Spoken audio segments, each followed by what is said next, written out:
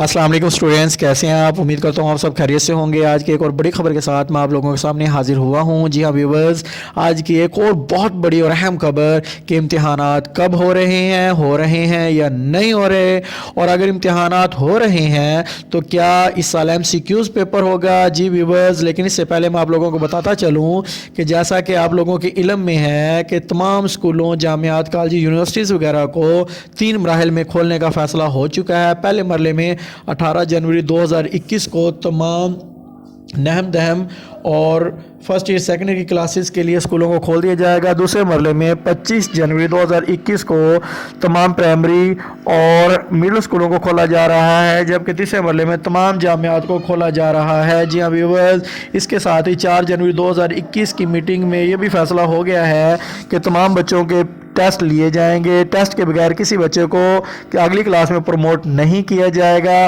और ये भी खबर सामने आई है कि जैसा कि पहले ये खबर गर्दिश कर रही थी कि इस साल पेपर MCQs में होंगे, लेकिन ये फैसला हुआ है कि इस साल जैसे पहले पेपर हुआ करते थे सेम वैसे ही इंशाई और MCQs पेपर होंगे। अकेला MCQs पेपर नहीं लिया जाएगा। जी हाँ व्यूवर्स, तमाम तुलबा तैयारी कर लें। इस साल शॉर्ट सिलेबस के मुताबिक तमाम बच्चों का टेस्ट लिया जाएगा और टेस्ट लेने के बाद ही अगली क्लासों में प्रमोट किया जाएगा। बच्चे तैयारी कर लें।